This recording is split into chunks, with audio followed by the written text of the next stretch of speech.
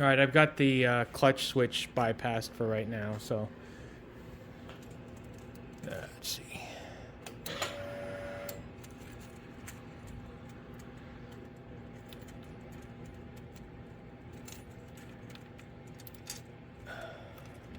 I can't really do this one-handed. Okay, I couldn't do it one-handed, so stand by.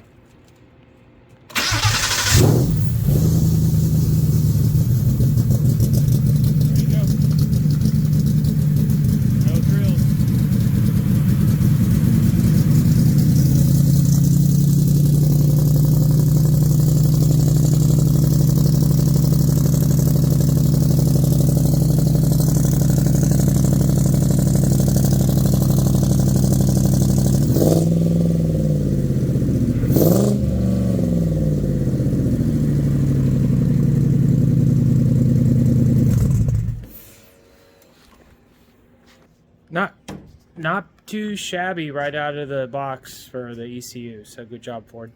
Anyway, yep, so that's it. We'll go on from there. See you soon. All right, good morning, folks. It's Saturday. I think it's like the week before the release of the Mark V, and we're actively getting the body fit. So didn't do any updates during the week. I had to work. And then we had a snowstorm in Alabama, so that's kind of neat. Other than that, I got the body on and the doors fit, so let me turn it around. I didn't do any progress shots. I just needed to get moving, and just didn't honestly have time to get all the equipment set up and clean up the garage and whatnot. So let me turn it around. I just finished up the trunk and I'm pretty happy with the way that turned out. Hopefully my body guy is happy with it, but stand by. Let me turn this around and zoom out. All right, so it's kind of a dusty mess. I've been wiping this down since I got done. You can kind of see the dust in the right here. So that all gets cleaned at the end of the day. But you can see the gaps are looking pretty good. Got them opened up, you know, good enough, I think, for the painter. And they're straight-ish, I guess. Kind of looks like this side's smaller than that side, I guess, in the pictures, but it's about the same. And then I did the whole bend the bracket or bend the latch like factory 5, the directions say. I hadn't realized to do that until this one. But yeah, so it's secure, it doesn't jiggle, which is kind of cool. And then just for fitment, I put a rubber bumper there, one there, and one there. Didn't even screw it in. One thing I didn't do per the directions is on this screw-in point, you're supposed to put a nut, I think, on the other end of it. It's a 1024 screw, so I just tapped the frame with a 90-degree small drill bit. Let me see if I can find it. There you go. Something like that. And then I can just screw it in, and I don't have to get underneath the gas tank and everything. So that's all secure. And and then the other one, I'm going to put something more permanent. But what I did notice is, I don't know if you can see this in the video, I put a little piece of electrical tape, just wadded it up in there. And what was happening was the latch would allow you to over travel. And then what would happen, it'd go beyond 90, and then it would get over into this spot. I don't know if you can see that. And it would actually move the trunk over, and then the handle wasn't straight. So that you didn't run into that, if you were just in a rush and you wanted to like latch it and you wanted it to end up straight and you don't want it to over travel. Well, there you go. And you can see the trunk kind of moved a little bit as it was going through the rotation, but it's right back, to where it went, and it's tight. So still learning little tricks here and there, so later on it works good. As far as the doors go, really happy with the new Mark V doors. Good job, Factory 5. Again, let me get something to wipe that off with. And then they've got new rear striker revisions since this car, so I think you guys will enjoy that. Yeah, so I mean, the big one is that I've seen on the forums, and Factory 5 did listen here, that this transition was pretty significant, as well as this area where the door and the A-pillar area met, and I haven't put a single piece of mud on there. Hold on, let me do this. And guys, I mean, that is basically spot on. You know, I still have to adjust the door a little bit, but it's way better than it was. Even back here, I mean, it's miles better. Really good job. Very easy to get. Normally it takes me a day to get a door done and latched and functioning. I think you see that in my other videos. I did both doors in about 4 hours. So, and they do open and close. So there you go. I mean, you can't beat that. I mean, I'm sure you could, but man, what a great job. Same side, same deal on this side. I mean, sorry for the poor lighting, but I mean, that is miles better from an alignment perspective. You know, again, I can line the other door up much better, but look, I mean, there you go. This, even like right here where that used to be like a big problem, where you couldn't get this piece to line up with that piece. So tons better. Can't say that enough. I mean, it just, everything about it opens, closes, everything's tight. I have secured the body with a tech screw right there. Side to side, the body is perfect.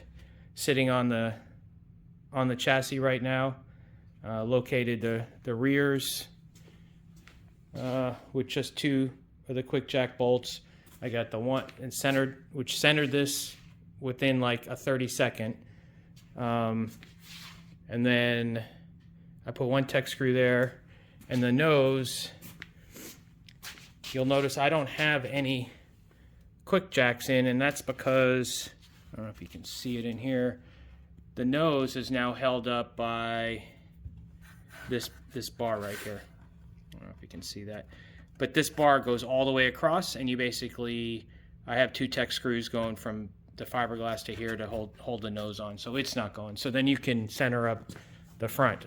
So all that is perfect. I've got rims and tires now, or tires for my rims.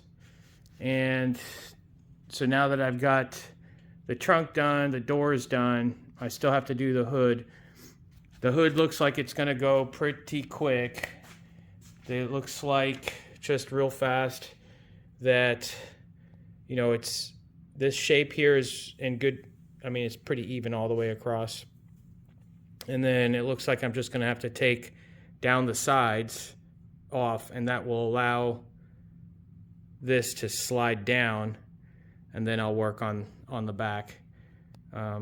First deal is to get everything in the hole.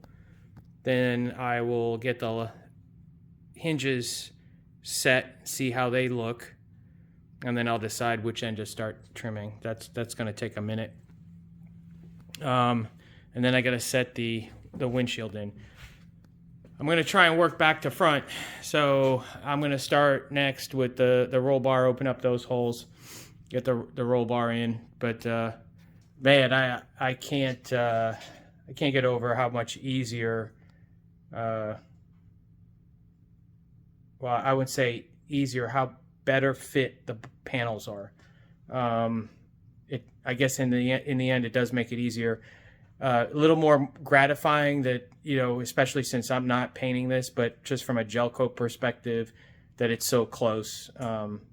Much, much, much, much better. All right, so let me keep going, and I'll get some more pieces on the car, and I'll do maybe a midday, end of day update. So stand by. All right, good morning, folks. Saturday or Sunday, the next day, still doing fiberglass fitment. The hood is a very long gap, 4 corners and 4 sides, and it has to be even. So, and you still have to install the hinges and all that. So let me turn this around. I think I'm about done. You can see all the sanding dust. Garage is kind of a mess. But I did clean a little bit, so let me turn this around. All right, so like I did get all these gaps done. Door, you guys already seen that. All right, so here's the hood. Hood looked pretty good. It's all in the hole. Gaps are pretty decent, nice and straight. This one's a little tiny bit narrower, I think. I have to go.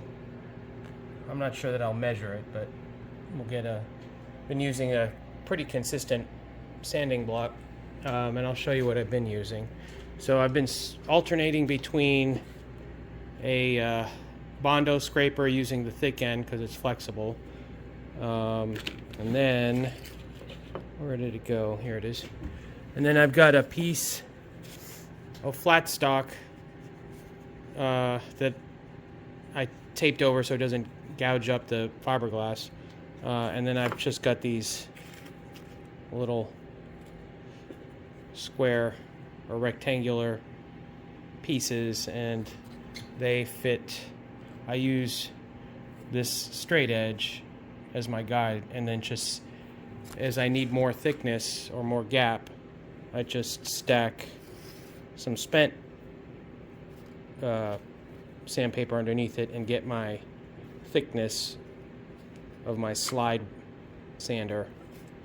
And I did attack it with a cutoff wheel initially, get it so I could actually put the thinnest piece in there.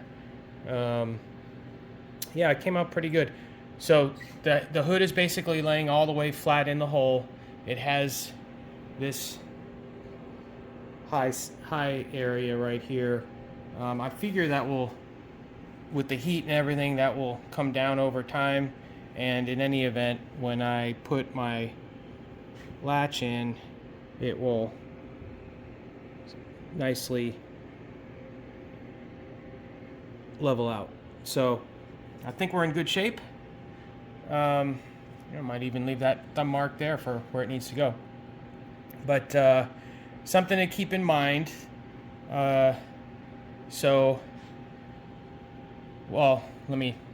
So if you're not going to coordinate this with your painter, leave the gaps alone.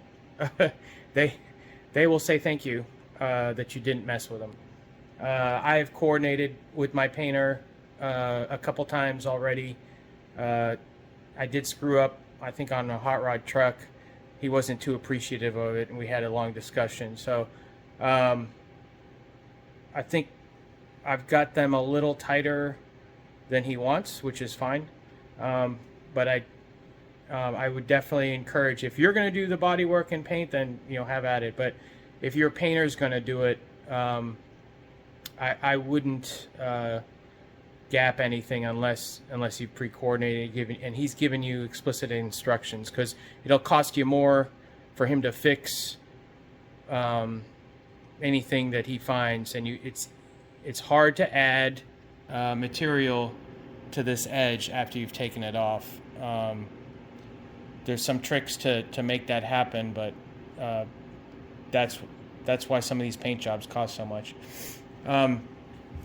The other thing you need to keep mindful of is where this edge is. You can see right there where it was rubbing because I had the hood too far back. Yeah, so other than that, I think we're okay. I'm gonna go ahead and start.